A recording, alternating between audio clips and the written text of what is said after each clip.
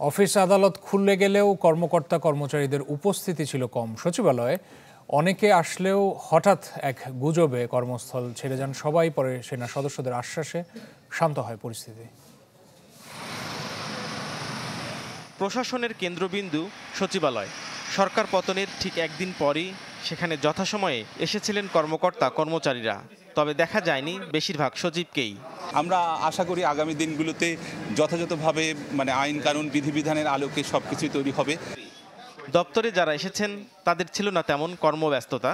অনেকের চোখে মুখেই আতঙ্কের ছাপ স্পষ্ট, আবার অনেকেই মেতে উঠেছিলেন খোশ গল্পে।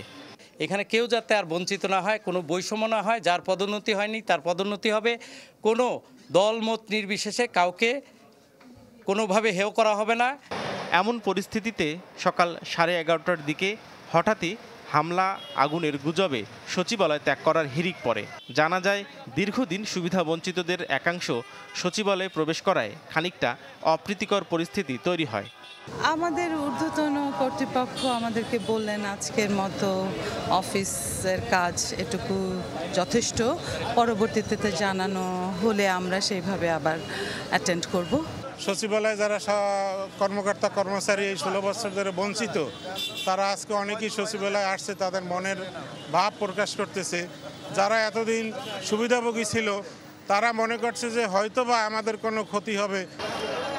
সচিবালয়ে নিরাপত্তার দায়িত্বে থাকা সেনাবাহিনীর সদস্যরা জানান, পুরো এলাকাতেই কোনো নিরাপত্তা ঝুঁকি নেই।